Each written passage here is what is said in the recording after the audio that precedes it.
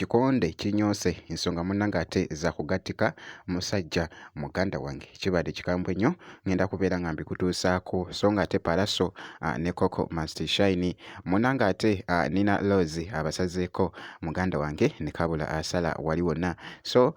ngenda kubeera nga nkutuusaako munnange ate n'ebya Epasi munnange ate afunye munnange ate mwana muwala so bampita Jaminati sinza ku Jaminati Yogi kaakati nno ensonga munnange ate nviira ku musajja muganda wange era ng'ebiseera ebisinga oli bw'abeera ne bbaawe aba ayagala munnange ate amubeereko omu. Muramura abantu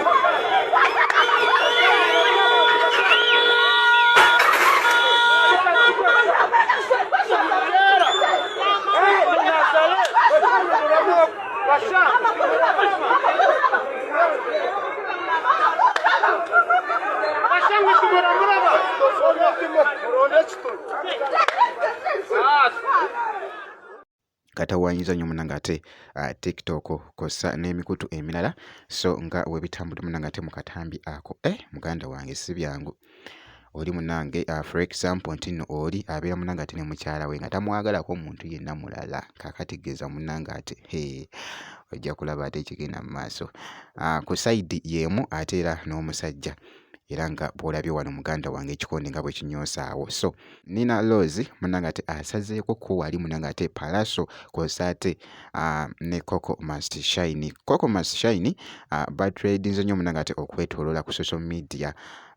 jjukira nti nno ke kaseera ate nga Pallaso yakamala munnange ate okufulumya oluyimba munnange ate nalwo lukyafuuse munnange ate ensonga wali oluyimba munnange ate nteredde era nga bw'otunuulira akatambi kano it was a challenge.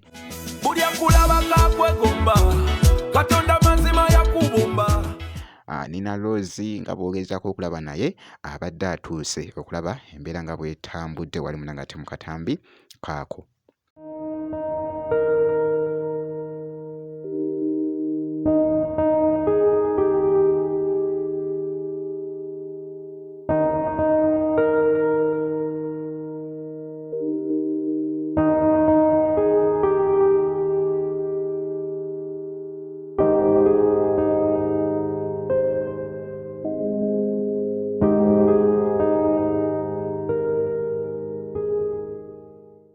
Pallaso kw'ossa ate ne Coco Must Shine. Nina Rose bw'ati munnange ate naye bw'alabikiddekoko mu katambi kano akabadde kakutte munnange ate akati so nga nkwongeddeyoko omuyimbi Epasi munnange ate afunye omubeezi esayidi eno agenda okubeera nga munnange amukubirako ko wali akagatto akamere akaseetinga ka breakfast byonna byonna munnange woono nno mwana muwala munnange mwana muwala ono nga bw'ogezaako okulaba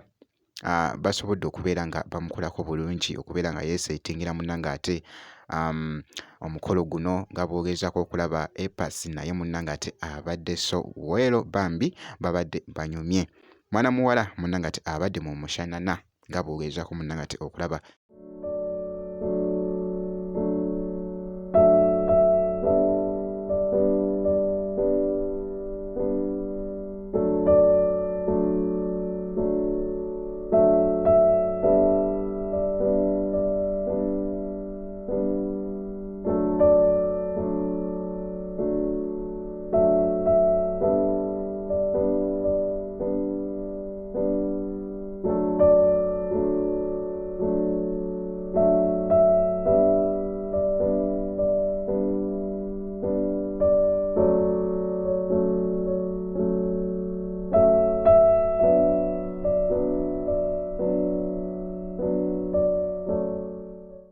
By the way n'erinnya lye bambi ndyerabidde I think munnange oba Jovia linvudde munnange ate mu mutwe naye nga yoyo munnange ate mwana muwala Epasi munnange ate gwalonzeeyo mu bangi mu katambi ako kabadde kakutte munnange ate akati jjukira nti nno mwana mulenzi oyo makeup bamukoledde munnange ate mu mwana mulenzi oyo nga bw'ogezaako okulaba erinnya eriwandiikiddwako munnange ate ku kagoye ke babadde bamutaddeko wali nga bamunanga ate makeup eside awo so obutasiba munanga ate update yonna making sure nti no osubscribinga ebisigadde tujja kubeera nga tukuwa update gwe kasita obeera nga osubscribinze.